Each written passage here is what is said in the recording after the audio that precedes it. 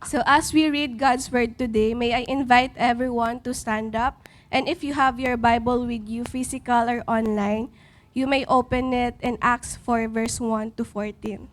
Verse 1. And as they were speaking to the people, the priests and the captain of the temple and the Sadducees came upon them, greatly annoyed because they were teaching the people and proclaiming in Jesus the resurrection from the dead. And they arrested them and put them in custody until the next day, for it was already evening. But many of those who had heard the word believed, and the number of the men came about 5,000. On the next day, the rulers and elders and scribes gathered together in Jerusalem with Annas the high priest and Caiaphas and John and Alexander and all who were of the high priestly family. And when they had set them in the midst, they inquired, by what power or by what name did you do this? Then Peter, filled with the Holy Spirit, said to them, rulers of the people and elders, if we are being examined today concerning a good deed done to a crippled man, by what means this man has been healed, let it be known to all of you and to all people of Israel that by the name of Jesus Christ of Nazareth, whom you crucified, whom God raised from the dead, by him this man is standing before you well. This is Jesus, is the stone that was rejected by you, the builders, which has become the cornerstone. And there is salvation in no one else, for there is no other name under heaven given among men by which we must be saved. Now when they saw the boldness of Peter and John, and perceived that they were uneducated, common men, they were astonished, and they recognized that they had been with Jesus. But seeing the man who was healed standing beside them, they had nothing to say in opposition. This is the word of God. Good afternoon. I'm Pastor JR. Na-miss ko po kayo. So, walang nakamiss sa akin. No? Pasensya na. Ah, dahil po sa kumakalat na virus no, na naapektuhan po ako. Actually, si Roy po after preaching, ah, tinamaan din. So, ah, hindi pa rin po ako fully ganun ka-recovered. Yung boses ko po medyo okay na. Ah, so I hope, I'm praying na maging maikli lang po itong preaching na ito. Na Mitch, na maikli lang in Jesus name. Okay. Una po gusto ko munang batiin yung iba sa inyo, o lahat sa inyo, Happy Valentine's Day, belated, tapos New Year na ng Chinese. Yung iba ho siguro mukhang nasa bakasyon na because it was a long weekend, no? Ba nasa Baguio na siguro, nasa Batangas. But thank you for being here. Amen? Palakpakan nga po natin ang Panginoon. Okay, by April, we will, I don't know kung nandiyan yan, no? By April, we will transition this service. Ito pong 2 p.m. service natin sa 1 and 3 p.m. service. Palakpakan po natin ang Panginoon. Tina-target po natin na yung 1 p.m. ay mas maraming Tagalog kaysa sa 3 p.m. So yung 3 p.m. po, usually, katulad ng 2 p.m. ay 90% English, 70% Tagalog. Okay? Sa 1 p.m. po, babalik rin natin. 90% Tagalog, 70% English. So, if you want to invite people, we want you to really bring them to the service na kung saan mas applicable po para sa kanila. And we thank God because we are growing. You see, church growth is expected po yan. Okay? It is not something unusual. Different places have different rate or pace of growth. But if the church is alive and empowered by the Holy Spirit, it is inevitable. Sabi niya nga po, inevitable. Hindi mapipigilan. Okay? Inevitable that the church would grow. Eventually. Okay? Eventually. It's just a matter of time. But you see, we are not content with just another service. Okay? God willing, gusto po nating ma-maximize ito pong facility na to at magkaroon din po tayo ng maybe 7 p.m. service if that is strategic for us. Okay? We want to have Saturday services as well, if God would allow. Okay? God willing, gusto po nating expand itong lugar na ito. Maging from 450 seating capacity, maging 700 seating capacity. Ang pangarap, ako po personally, pangarap ko, tibagin natin yung wall na yan, makahanap tayo ng panibagong space for the kids' church and the office so that we can accommodate as many people as possible. We are not content with our present number at this time. Hindi po dahil numbers game ang church. Okay? Ulitin ko po yun. The church is not about a numbers game. It's not. Never was and never will be. You see, church is not about numbers game, but about transforming lives that has eternal significance. Again, it's about transforming lives that has eternal significance. Bakit ko po sinabi yan? Marami pong tao in different corners of the world has been transformed sa maraming kaparaanan, pero hindi necessary with eternal significance. Okay? Yung pagbabago sa buhay nila, sabi nga nila, panglupa lang. Okay? Maraming mga life transformation ay dahil sa healthy coffee formula na natagpuan nila. No, maraming kumakalat ngayon yan. Noon natagpo ako ng coffee to na bago ang buhay ko. Bakit? Kasi pumayat sila, naging healthy sila. Yung iba naman po nakatagpo ng mas madaling pagkakakitaan na bago yung buhay nila. Some of them found an alternative medicine and their lives were changed. Bagong lifestyle or bagong style of parenting na bago yung buhay nila. Magaganda, but not necessarily of eternal significance. Our goal is not, I'll say that, our goal is not to fill this world with bad people who became good. Though it is an excellent goal in itself. Okay? As a church, bilang isang iglesia po, ulitin ko po, bilang iglesia, okay? Tayo po ay isang church. Amen? Hindi po tayo isang organization, hindi tayo isang, Rotary Club, hindi tayo NGO. We are a church. Sabihin niyo nga po, we are a church. And as a church, as a spiritual family, as a spiritual organization, our goal is to fill the kingdom of God with people whose lives have been transformed by the power of the gospel. A transformation brought about by the gospel, of which yung result po reverberates throughout eternity. Paano ba yon? Yung ibig sabihin po nun, yung mga pangalan po ng mga tao nagre-register po sa Book of Life doon sa langit. Okay?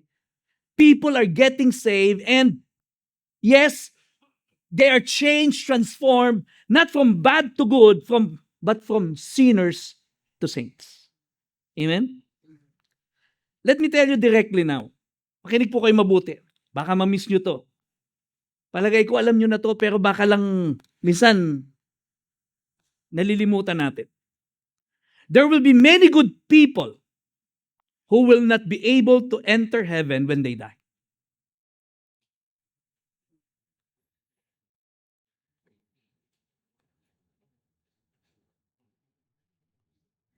Marami pong mabubuting tao, mababait na tao, mas mabait pa sa akin.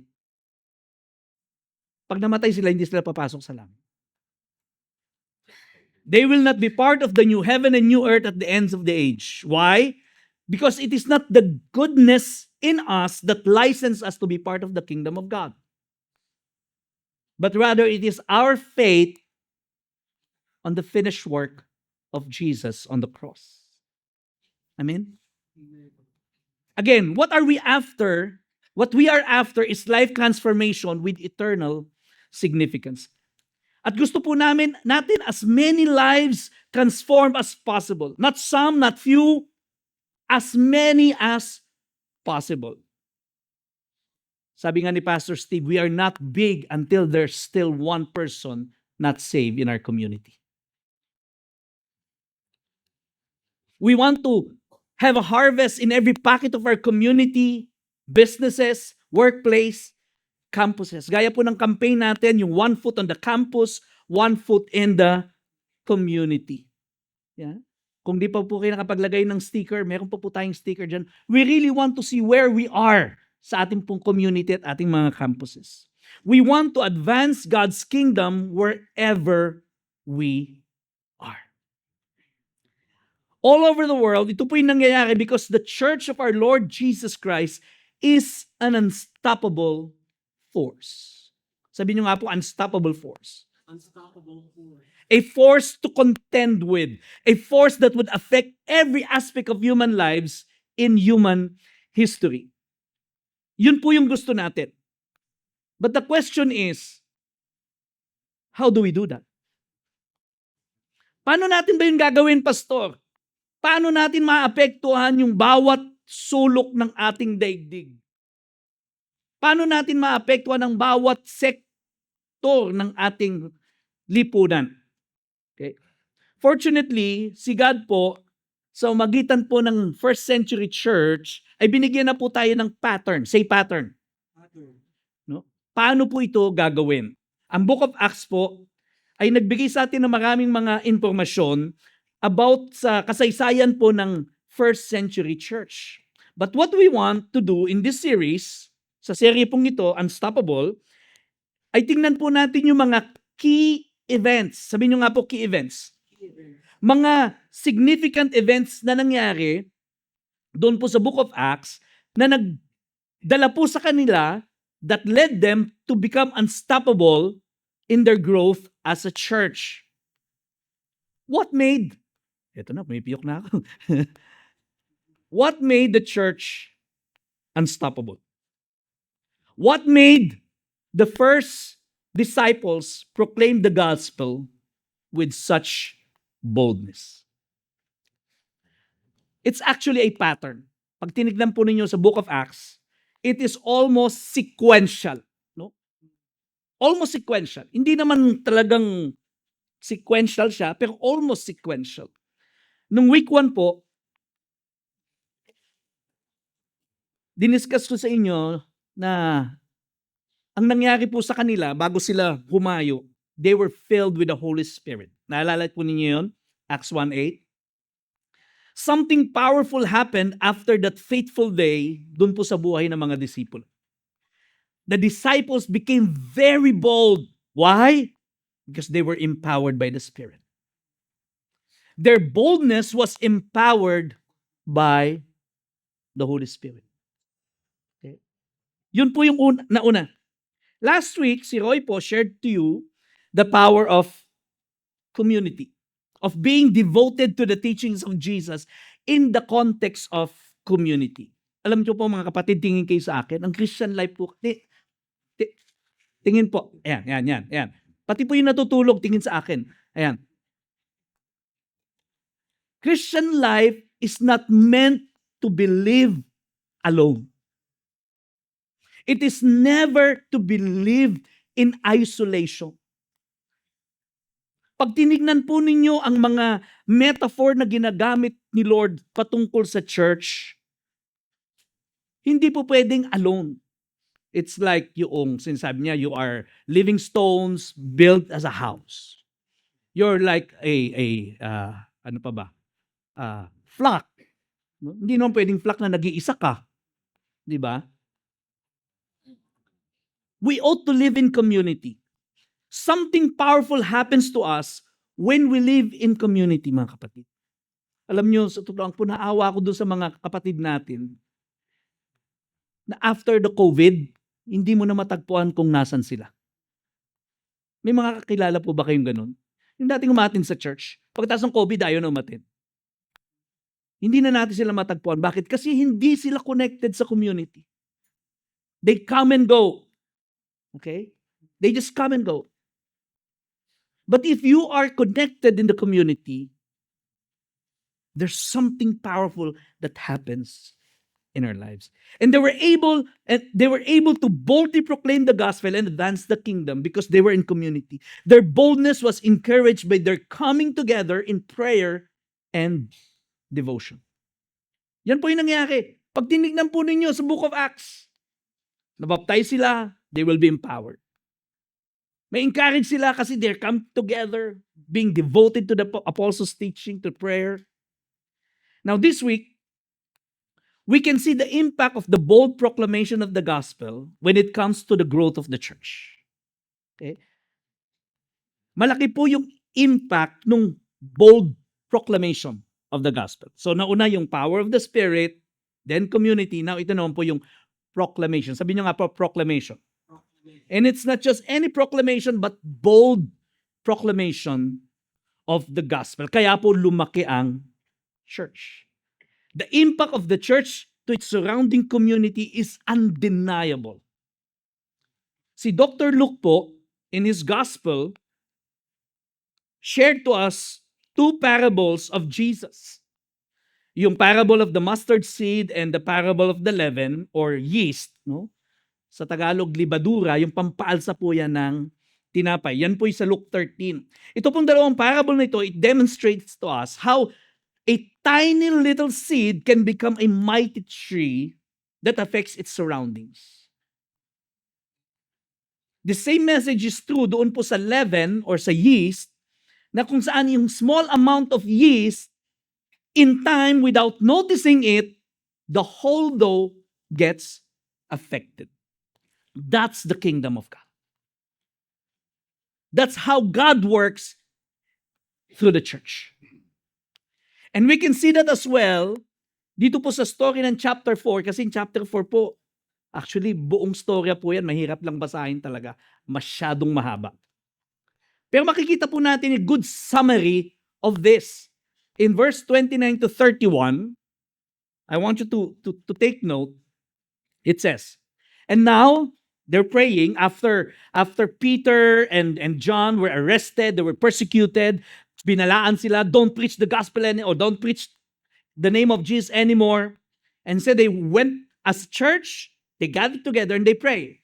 And here's what they prayed. And now, Lord, look upon their threats and grant to your servants to continue to speak your word with all boldness, while you stretch out your hand to heal, and signs and wonders are performed through the name of your holy servant, Jesus. Now, verse 31, see.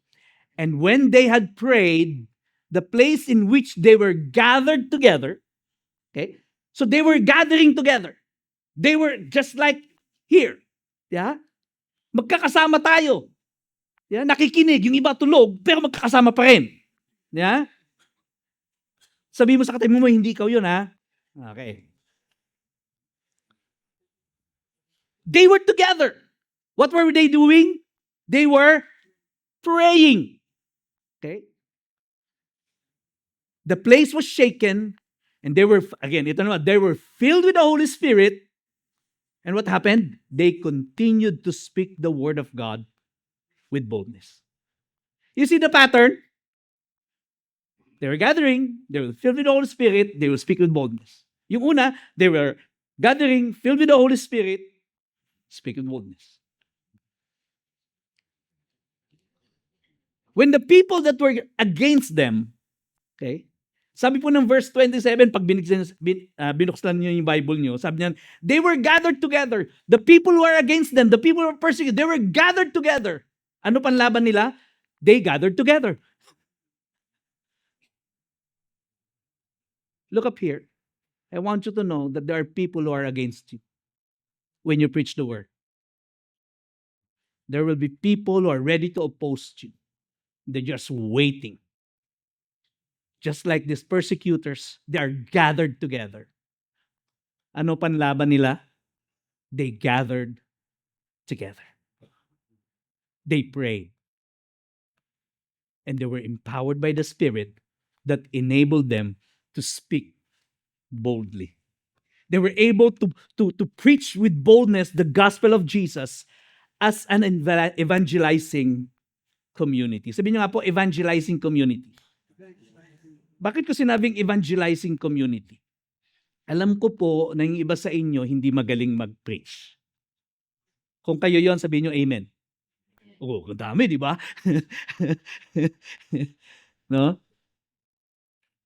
But it doesn't mean you will not evangelize. We are a team. Hindi po lahat ng tao sa church at that time, they were preaching. No, they don't. It's the apostles, the leaders, the elders, but the ordinary people, they're still part of the evangelizing community.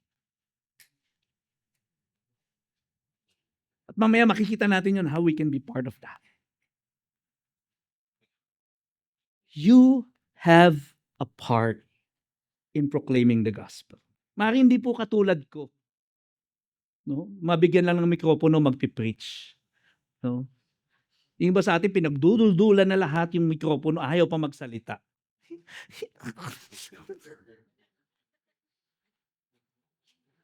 Sinasabi na ng boss, mag-share ka.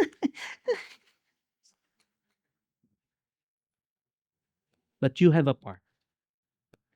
Sabihin mo nga, I have a part.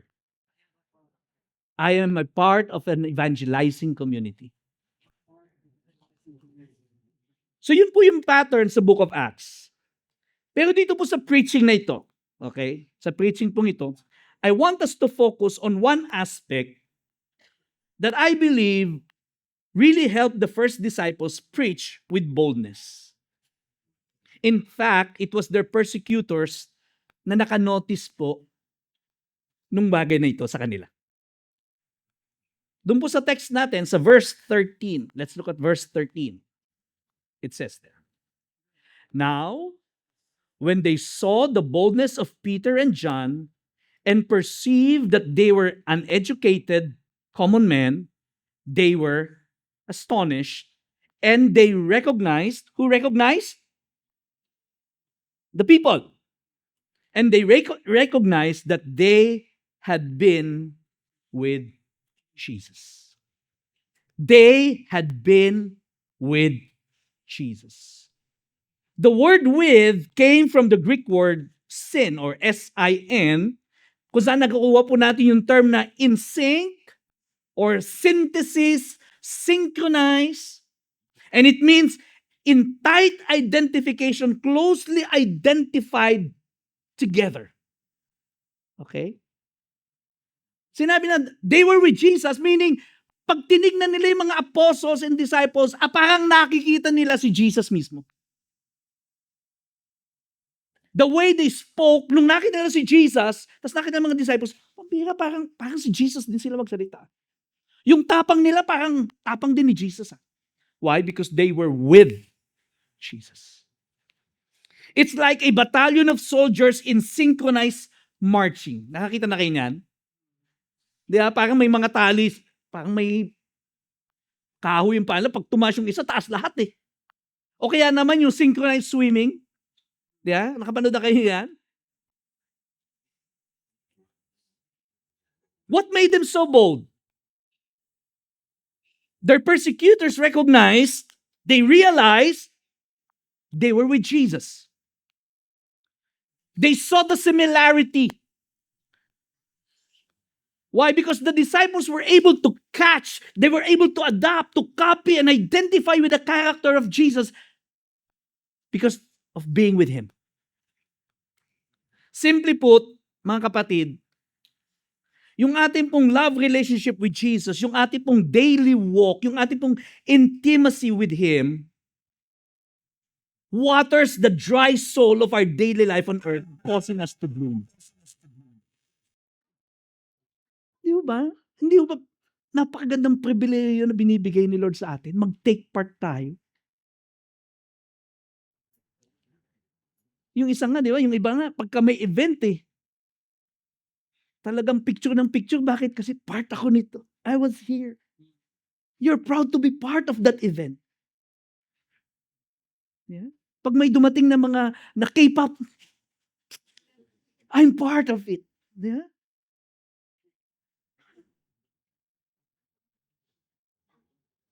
But God is giving each one of us an opportunity to take part in advancing the kingdom of God. What a privilege. You see, our vital relationship with Jesus motivates us to go and preach with boldness out of our relationship. It's just an outflow. Amen. 2 Corinthians chapter 5, verse 14 and 15 from the NIV version. It says, "For Christ's love compels us, because we are convinced that one died for all, and therefore all died. And he died for all, that those who live should no longer live for themselves, but for him who died for them and was raised again."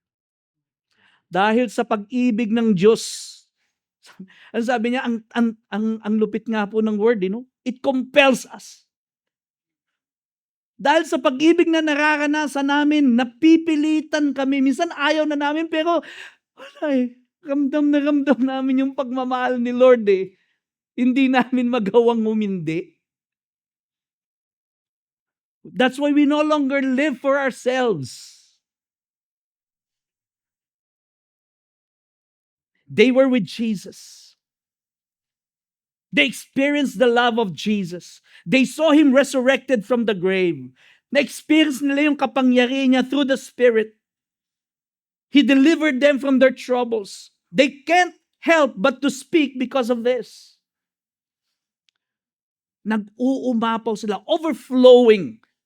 And even if they get persecuted, imprisoned, or even killed, they can't help but proclaim kung ano po yung naranasan nila kay Jesus. People of God, these are imperfect people. Read their stories and you will see their humanity, their weaknesses. Hindi po sila mga super Christians, ordinary, unschooled, provincial people. Sila nga po, nag-aaway-away din. Parang tayo lang. No? Kaya kung naghahanap kayo ng perfect church, huwag kayo maghahanap sa New Testament. Kasi sila nag-aaway-away din. Imperfect sila. But they know their Savior. They experience Jesus. They have this vital living relationship with their Lord. Their boldness in proclaiming the gospel was born out of a vital relationship with their Savior. How about us? How's your relationship with Jesus? When was the last time you experienced His grace? I'm not talking about common grace. Okay? Pag sinabi pong common grace, lahat nakakaranas. Kung paanong lahat naaambunan, naaarawan, common grace po yun. Hindi po yun pinag-uusapan natin. I'm talking about the grace overload, ika nga, sa mga restaurant. Grace overload. Grace that overwhelms, that draws you even more closer to God.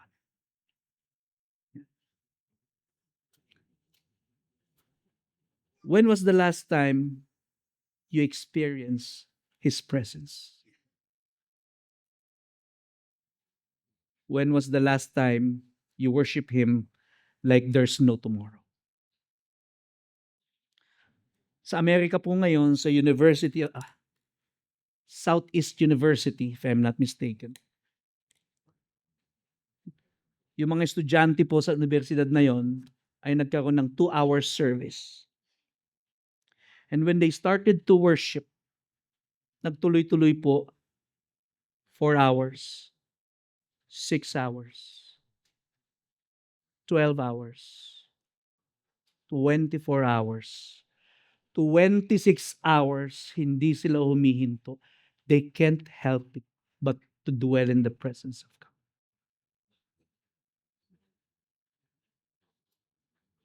I don't know if we can afford that kind of service dito. No? Dito lang iinit kasi wala nang aircon. But when was the last time you worship Him like there's never a tomorrow?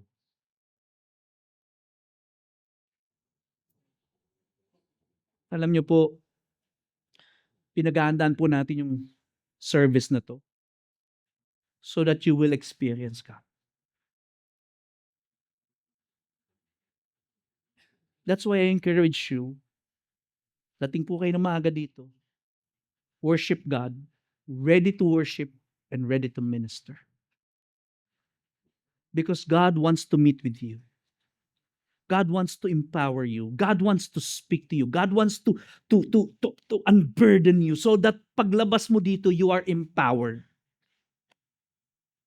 Para pag may nakausap ka, you're ready to share the gospel. Because you are overflowing with the presence of God. You are overflowing with the blessing of God. Not necessarily financial. Yan kasi pag sinabi natin blessing, finances kagad naisip natin. When you are overflowing with the grace of God, you can't help but to proclaim the goodness of the Lord to other people. Amen. When was the last time you prayed like a friend talking to a friend? Or like a lover talking to another lover? O lagi na lang, Lord, good morning, thank you, goodbye. Parang pelikula lang, no? Ano bang pelikula yon? Hello, love, goodbye. Yeah. Pastor, nagpipray naman ako 3 times a day nga eh. Ano yun? Yung breakfast, lunch, dinner.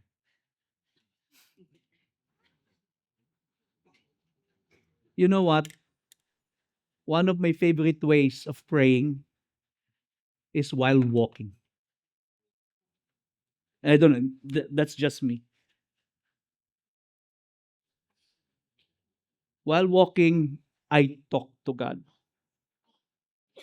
And I literally open my mouth and talk. Huwag niyo pong gagawin yan pag nakasakay kayo sa jeep.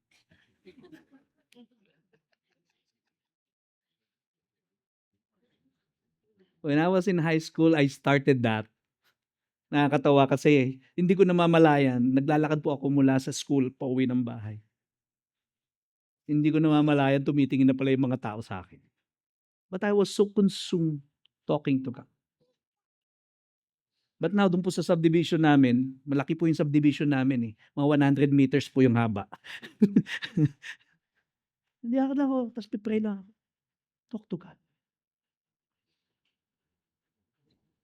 When was the last time you talked to God? To really perp up your relationship with Him so that you will overflow.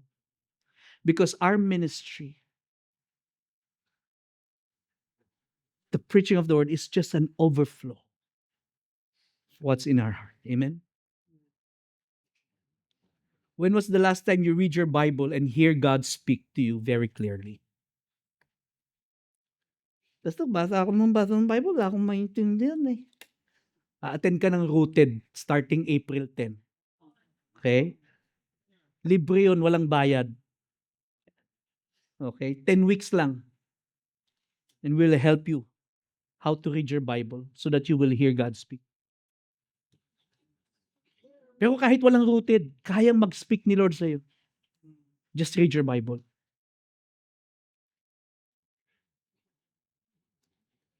How's your relationship with God? Do people recognize Jesus in your life? Some would feel guilty kapag pinipreach po natin yung Bible at nakikita nila si Jesus sa buhay natin. Okay? Let me explain that. Minsan, di ba, if we try to live out our Christianity and stand for what is right and then preach the word, may mga tao po, they feel guilty kasi tinatamaan sila. Tama? They'll get angry. And that's fine. Kasi nga po yung mga disciples sa New Testament, hindi lang nagalit eh, kinulong pa sila. It's normal. Kasi pag pinipreach po natin yung gospel at sinasalamin natin yung gospel sa buhay natin, nakikita nila yung sarili nila at sinasabing, super naman, kala mo so. Right?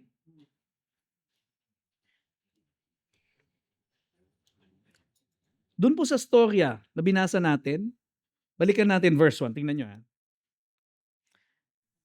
As they were speaking to the people, the priest and the captain of the temple and the Sadducees came upon them, greatly annoyed because they were teaching the people and proclaiming in Jesus the resurrection from the dead. This Sadducee, no? Kaya malulungkot sila mga Sadducee. They were the religious leaders. Sila po yung elite. Sila po yung ruling party sa Sanhedrin, doon sa temple. Galit na galit sila. Bakit? Kasi pinipreach yung gospel. So huwag kayong magulat if there are people who will get angry at you when you preach the gospel.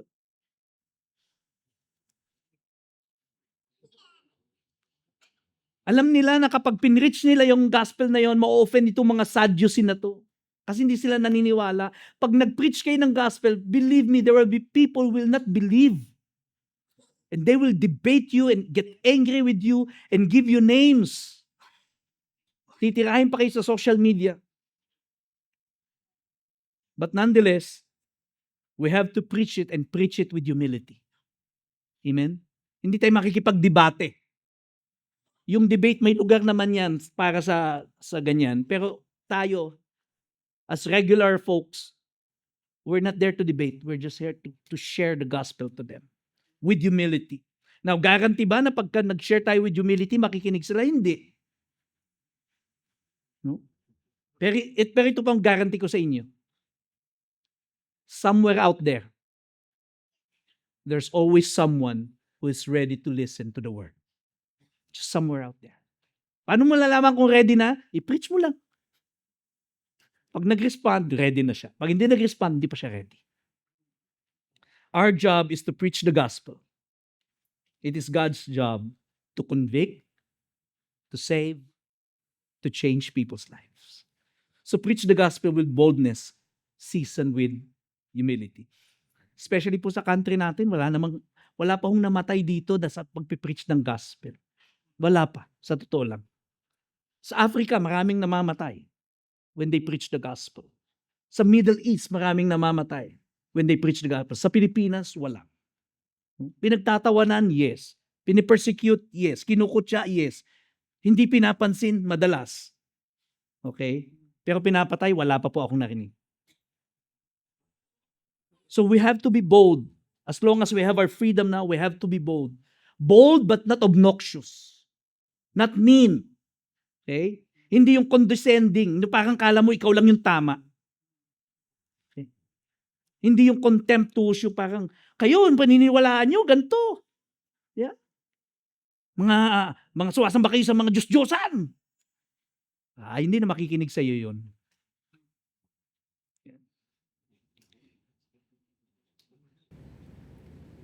Given a chance, preach the word with humility.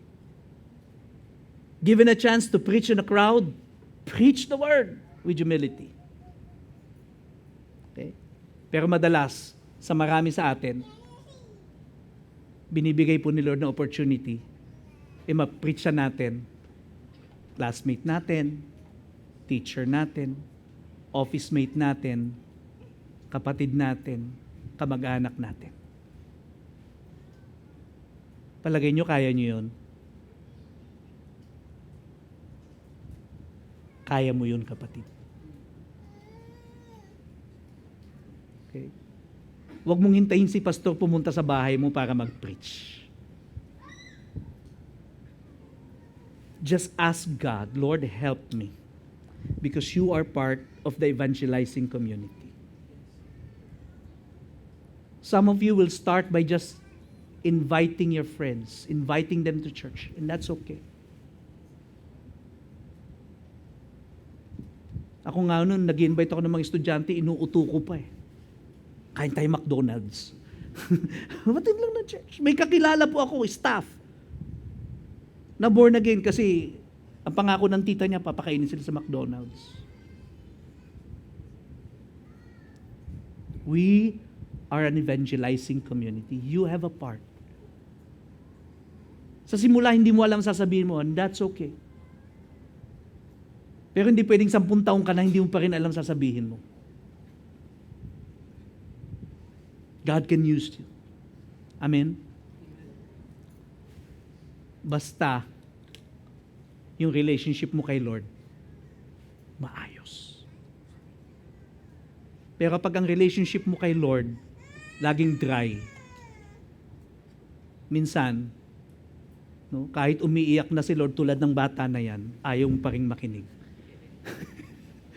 Yeah. Anong ginagawa? Minsan ihinto na lang. Sige, ayaw mo pa rin. Iba na lang gagamitin ko. Sino dito gustong gamitin ni Lord? Tama. Taas ang kamay. Sige. Huwag kayong magtaas pag ayaw nyo magamit. Sige. Sige, pagpipray ko kayo, taas nyo kamay nyo. You want to be used by God. Make sure pag tinaas nyo, gusto nyong magamit. Kasi pag nag-pray ako, bibigyan kayo ni Lord ng opportunity. Amen? Lord, in the name of Jesus, I pray that you will give us, these people, the opportunity to advance your kingdom. Lord, use these people. Lord, wherever we are. Lord, lalo na po dito sa syudad namin ng Parañaque. Kung nasa ang barangay man kami, 16 barangays all over. Lord, we pray, use us sa family namin, sa community namin, sa campus namin. Use us, God. And I pray, Lord God, that you will use us out of the abundance of our relationship with you. So God, I pray, revive us. Lord, captivate our hearts once again. Teach us to love you even more. Panginoon, yung iba po sa amin, Lord, nade-distract ng mga bagay sa paligid namin. Mga pangangailangan namin para sa aming pamilya, problema sa trabaho. But God, we pray, I pray for these people, that you will help us prioritize our relationship with you, and that we will overflow, and out of the overflow of our relationship with you, you can use us to be privileged, to be used by you.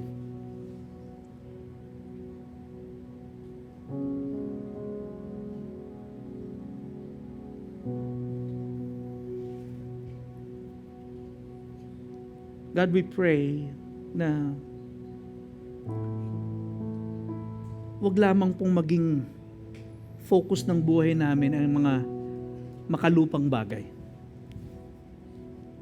Though it's important, our job, our school, our finances, our families. And yet, sabi mo, Panginoon, do not be anxious about anything. Lord, help us. You have called us, Lord, to become the salt and the light of this world. So that through us, your kingdom would advance. Here in Parañaque, in our barangay, in our campuses, Lord. Lord, ito pong mga taong ito na nagtataas ng kamay, use them. Give them opportunity. Give them the words. Lord, yung iba po sa amin matatapang, Lord, pati guard sa school, sinisharean. Lord, I pray, give them that opportunity. Yung iba po pati teachers nila, sinisharean. Lord, I pray, empower them.